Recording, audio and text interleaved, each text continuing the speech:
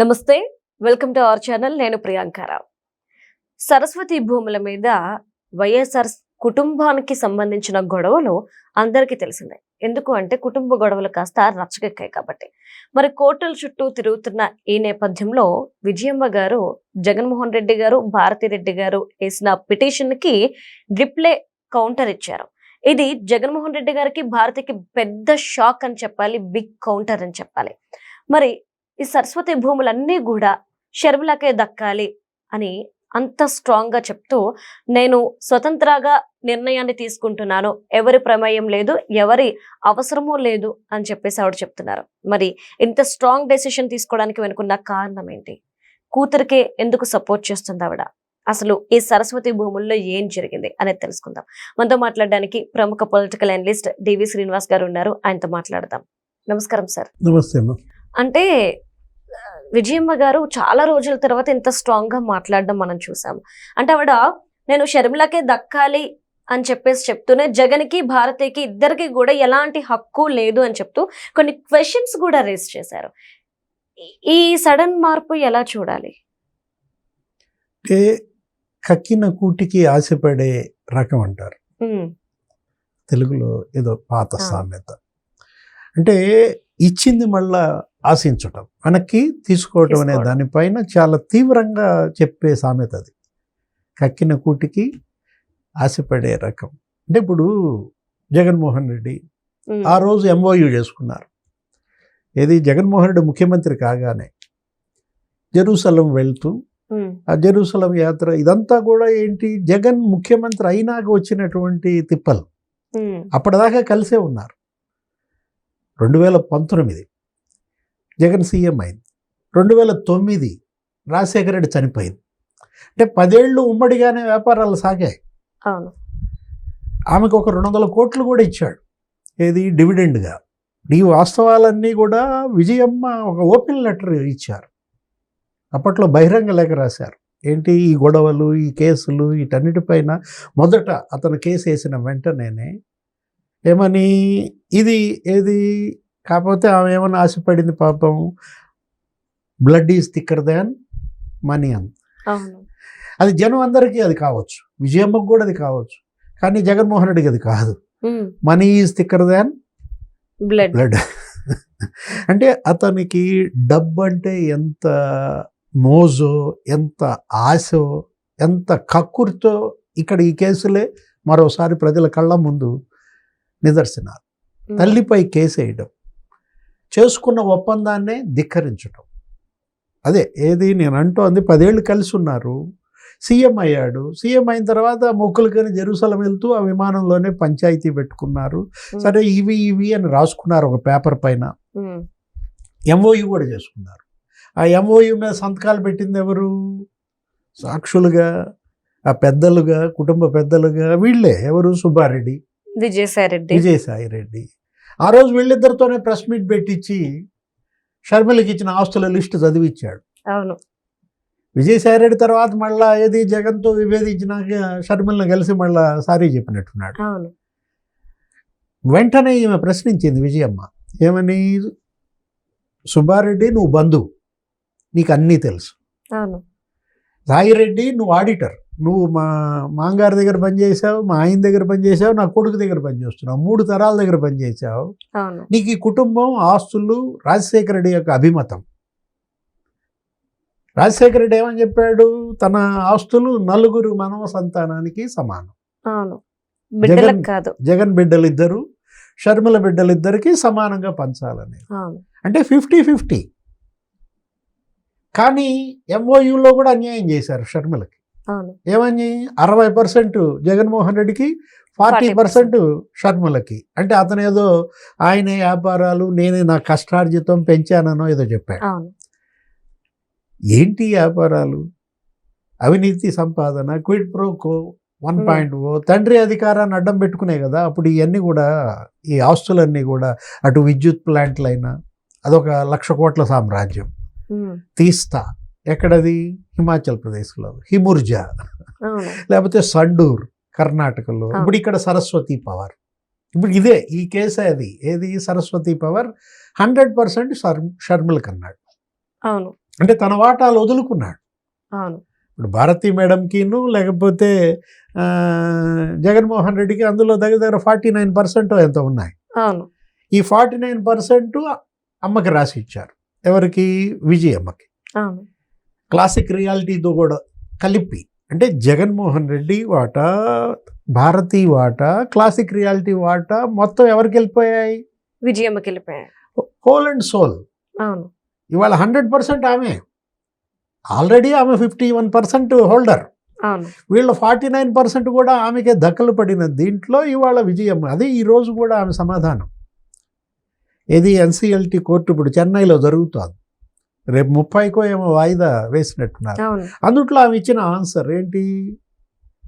వాళ్ళు వదులుకున్నారు, వాళ్ళు రాసి ఇచ్చారు, ఎంఓయు అయిపోయింది, ఆమోదం జరిగింది, మొత్తం షేర్లన్నీ నా కిందకి వచ్చాయి.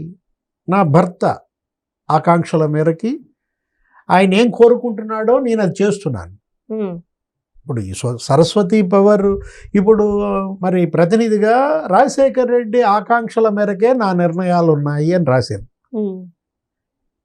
అతను ఏమంటాడు? జగన్మోహన్ రెడ్డి మా అమ్మని, మా చెల్లెళ్ళు ఏంటి ఇక ఇన్ఫ్లుయెన్స్ చేస్తోంది, మా చెల్లి చెప్పినట్టు అమ్మ వింటోంది అంటూ చెల్లిని బదనాం చేస్తాడు. ఆమె కూడా వేసింది ఏంటి? జగన్మోహన్ రెడ్డి పైన ఇప్పుడు తను కూడా ఒక ఆన్సర్ ఇచ్చింది. దీనికి రాజకీయ రంగు పులమాలను చూస్తున్నాడు, రాజకీయ కక్ష సాధిస్తున్నాడు. తను ఆ రోజు ఏమని చెప్పాడు?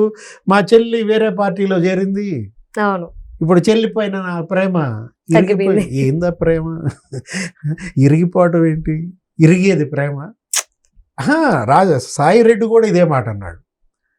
నీ మనసులో నాకు చోటు లేదని తెలిసిపోయింది, నీపై నా ప్రేమ ఇరిగిపోయింది అన్నాడు. ఎవరితో? ఆయన డైలాగ్ ఈయన కొట్టాడు సార్ పాపం. అంటే వీళ్ళ ప్రేమలు పాలల్లాగా. అంటే వీళ్ళ ప్రేమలేంటి? అంటే డబ్బుల ప్రేమలు. అదే. అంటే ఇప్పుడు మీరు ప్రేమగా ఉంటే డబ్బు పెడతావు, లేకపోతే అసలు ఆమె హక్కు. అవును సార్. ఏది? సమాన హక్కు. నీకెంత హక్కు ఉందో ఆస్తిలో, మరి షర్మిలకు కూడా అంతే హక్కు. అక్కడ నువ్వు మోసం చేసి 10% ఎక్కువ చేసుకున్నావు, దానికి వాళ్ళు ఒప్పుకున్నా కూడా. బెంగళూరు యలహంక ప్యాలెస్ 100% ఆమెదే. ఎవరికి? షర్మిలకి. ఇట్లా సాక్షి మీడియా, అప్పుడు ఈ ఛానళ్ళు లేకపోతే పేపరు, వీటన్నిటిలో ఇచ్చి ఆ రోజు ఆమె క్వశ్చన్ చేసింది ఏమని? మా ఆయన నేను మా పేరు మీద ఆస్తులు కొనుక్కోలేదు. విజయమ్మ కానీ రాజశేఖర్ రెడ్డి కానీ ఆస్తుల కొనుగోళ్ళన్నీ కూడా పిల్లల పేరు మీద కొన్నాం. షర్మిల పేరు మీద ఆస్తులు నువ్వు చదివావు సాయిరెడ్డి, జగన్ పేరు మీద కొన్న ఆస్తులు ఎందుకు చదవలేదు? ఆ ప్రెస్ మీట్లో సమాధానం లేదు. రాజశేఖర్ రెడ్డి అదేనమ్మా. ఏది? అసలు అతను ఎలా చేసేవాడంటే షర్మిల పేరు మీద, జగన్ పేరు మీద, సునీత పేరు మీద కూడా కొనేవాడు. తమ్ముడు కూతురు, ఒకటే కూతురు అతనికి. ఎవరికి? వివేకానంద రెడ్డికి. అసలు నాకు తెలిసి ఒకే రోజు రిజిస్ట్రేషన్లు జరిగాయి. భూమి కొనుగోళ్ల రిజిస్ట్రేషన్లు కూడా సునీత పేరు మీద 18 ఎకరాలు, షర్మిల పేరు మీద 22 ఎకరాలు. ఇట్లా అక్కడెక్కడ కడప లేకపోతే పులివెందుల రిజిస్టార్ ఆఫీస్లో వీళ్ళు వెళ్ళేవాళ్ళు ఆ రిజిస్ట్రేషన్లకు అప్పట్లో. ఇట్లా పిల్లల పేరు మీద సమానంగా ఆయన కొనుగోలు చేస్తూ వస్తే జగన్మోహన్ రెడ్డి ఏంటి? అంతా నాదే. అసలు ఈ స్వార్థం, అసలు స్వార్థానికి పరాకాష్ట. అదేమంటే ఏమన్నాడు? ఘర్ ఘర్ కీ కహాని అంటాడు. మీరు ఆ రోజు చూశారు కదా, ఏ ఘర్ కీ కహాని ఉంది? అరే నీ పాదం మీద పుట్టుమచ్చనై చెల్లమ్మ. ఆయన ఎవరు? గద్దరా? అవును సార్, గద్దర్ గారి పాట. ఈయన జగన్మోహన్ రెడ్డి నీ మీద కోర్టులో కేసునై చెల్లెమ్మ. ఏమని పాట పాడాలో మనకైతే అర్థం కావట్లేదు. అంటే ఇప్పుడు ఇక్కడ జగన్మోహన్ రెడ్డికి మనం అదే అంటోంది స్పష్టంగా, యలహంక ప్రాపర్టీ 100%, సరస్వతి షేర్స్ 100%, పాపకు వెంటనే ఇస్తానని ఆ రోజు మాటిచ్చి సంతకం పెట్టాడు. ఇప్పుడు అది ఇవ్వకుండా మరి ఈ విధంగా ఇది చేస్తున్నాడు. వైఎస్ఆర్ ఇల్లు కూడా ఇవ్వాలి, భారతీ సిమెంట్స్ ఇవ్వాలి, సాక్షి మీడియా ఇవ్వాలి. ఒక బిడ్డ ఇంకో బిడ్డకు అన్యాయం చేస్తుంటే తల్లిగా అన్యాయం జరిగిన బిడ్డ పక్షాన ఉండటం నా విధి, అవును. నా బాధ్యత అని రాసింది.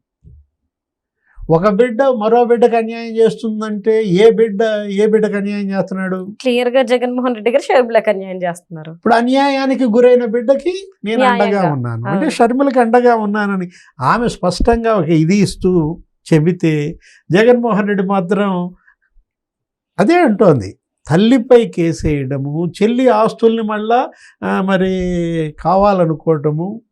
సార్ అంటే ఎప్పుడైతే విజయమ్మ గారి మీద జగన్ రెడ్డి భారతిరెడ్డి గారు కేసు వేశారో అక్కడే విజయమ్మ గారు మనసు ఇరిగిపోయిందా మరి? అంటే ఇప్పుడు ఒకటి బిడ్డ అవును. ఎంత మనసు ఇరిగినా బిడ్డ కాకుండా పోడు కదా, అంటే అందుకే అప్పుడు అక్కడ కలిసినప్పుడు ముద్దు పెట్టుకుంటా ఆ. ఉంటది. అవును. ఇప్పుడు ఇతను ఏమన్నాడంటే, ఈమె ఒక బుక్ రాసింది, ఆ బుక్లో స్పష్టంగా చెప్పింది ఏమని, తనే రాజశేఖర రెడ్డితో చెప్పాడంట, ఏమని, నాన్న నీ తర్వాత ఈ లోకంలో పాప మేలు కోరేవాళ్ళు నేను మొదటి వాడిని. అవును. ఈ మాట అన్నది ఎవరు? జగన్ ఎవరితో? రాజశేఖర రెడ్డి గారితో. నీ తర్వాత నాన్న పాప మేలు కోరేవారిలో నేను మొదటి వాడిని అన్నావే, ఏమైపోయాడా జగన్? అంటే ఇందులో ఇప్పుడు భారతి గారు విలనా? స్పష్టంగా ఇవాళ షర్మిలే అంది కదా, ఇక్కడ ఉన్నది అసలు ఆ ముఖ్యమంత్రి స్థానంలో ఉన్నది మా అన్నయ్య కాదండి. అంటే జగన్మోహన్ రెడ్డి ముఖ్యమంత్రి కాకముందు ఆయన ప్రవర్తన, ఆయన నైజం ఎలా ఉంది, ముఖ్యమంత్రి అయిన తర్వాత ఎలా మారాడు, ఎవరు మార్చారు, ఇవాళ దోషిగా భారతి మేడం మరి వాళ్ళ జనం దృష్టిలో. అవును. ఇది జనం ఇవాళ ఈ తీర్పు కూడా, ఎన్సిఎల్టీ కేసు అది ఏమి ఆ తీర్పు అవి టెక్నికల్గా వస్తాయి. అవును. ఇప్పుడు రేపొద్దున 30కి వాయిదా పడింది. విజయమ్మ వాదనలో బలం ఉందా, షర్మిల వాదనలో బలం ఉందా, ఇచ్చిన ఆస్తులు మళ్ళీ వెనక్కి తీసుకోవటం, అదేమంటే ఆమె వేరే పార్టీలో చేరిందంటూ, ఏ మరి పార్టీలో చేరుద్దు అనేది ఆమె ఇష్టం. అన్నిటికంటే ముందు నీ చెల్లెలు. అంటే ఇప్పుడు ఒకటి వేరే పార్టీల్లో చేరితే చెల్లికి ఇచ్చిన ఆస్తి మళ్ళీ వెనక్కి తీసుకుంటావా? మరి చెల్లికి ఇవ్వాల్సిన అధికారాన్ని పార్టీలో ఉన్నప్పుడు ఎందుకు ఇవ్వలేదు సార్? అంటే నువ్వేమైనా దానం చేసావా? అదేమన్నా నీ సొమ్మ, నీ బాధ్యత. అన్నగా తండ్రి చనిపోయినప్పుడు కుటుంబ పెద్దగా నీ బాధ్యత, అది నీ విధి, అంతే తప్ప ఇతను బాధ్యత రహితుడుగా, కుటుంబం పట్ల బాధ్యత లేదు, పార్టీ పట్ల బాధ్యత లేదు. జగన్మోహన్ రెడ్డి ఏంటంటే కేవలం ఆస్తులు, నేరాలు, ఇవే రెండు కళ్ళు అన్నమాట. ఆయన కళ్ళు చూసేది అదే, ఒక కన్ను ఎప్పుడు డబ్బునే చూస్తూ ఉంటుంది, ఒక కన్ను ఎప్పుడు క్రైమ్నే చూస్తూ ఉంటుంది. Right. Thank you so much sir.